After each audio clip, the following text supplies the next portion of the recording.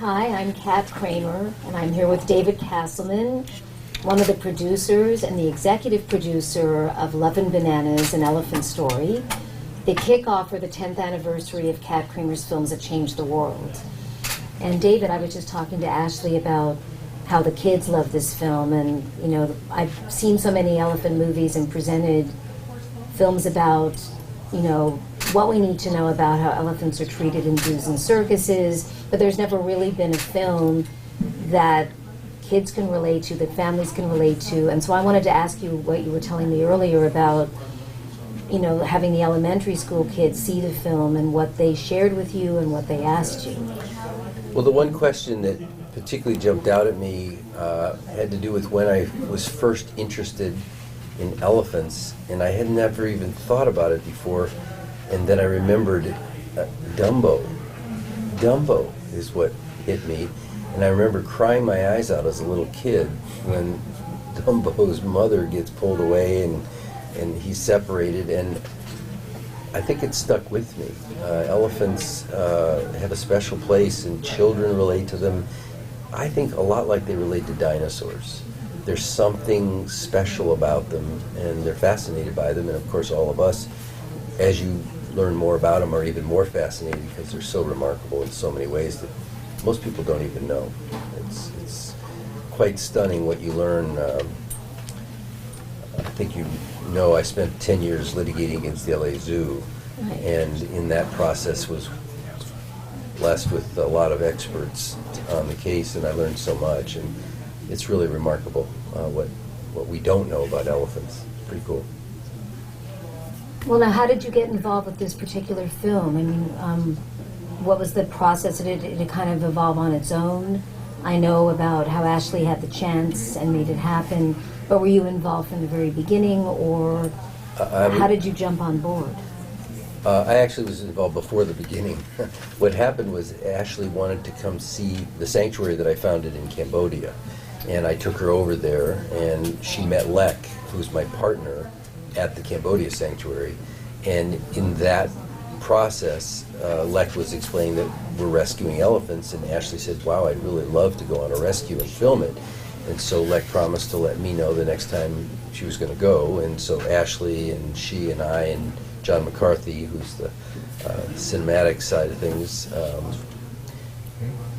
got together basically when there was a rescue. They filmed it, and then we collaborated, and eventually there was money involved, and that's sort of how it got wrapped up at the end. But no, I've been involved from the beginning, and I had no idea what an amazing thing they could do. I had no artistic ownership of it.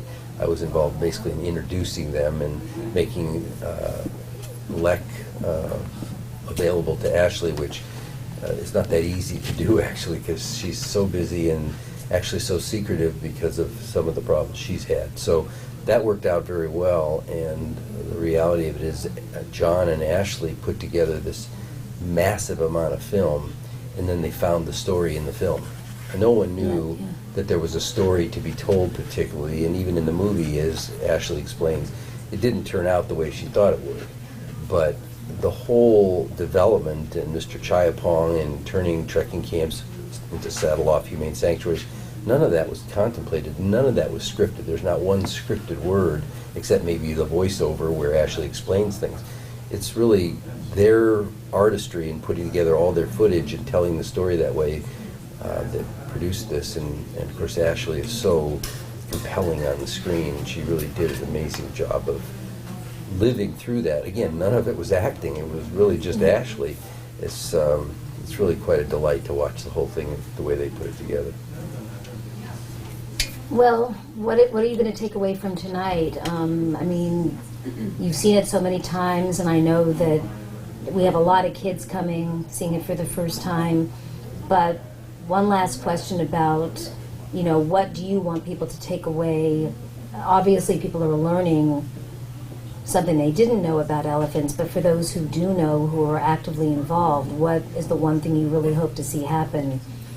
Besides, you know, Billy the elephant and all elephants that need our love and support and help and the need to be free.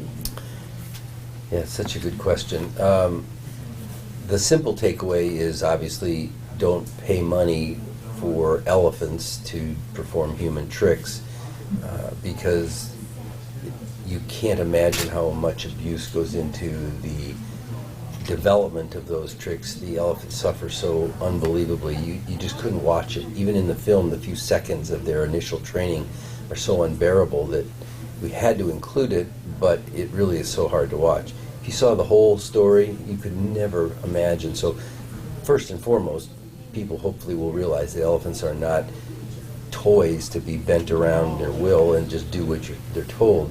But I think there's a bigger picture, and that is that most sentient animals are similar to elephants, not as evolved, but many are, whales, orcas, dolphins, and we've done the same thing to them. And there is a side to most people that is unexplored.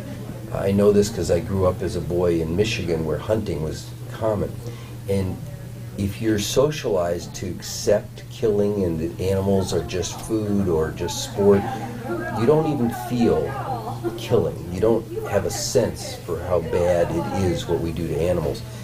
And if this movie can open people's eyes to that and open up the whole part of their being so that they can feel how wrong that really is, that would be a big gift and a step forward, I think, for humanity in general. Thank you so much. Thank you. Very nice to be here.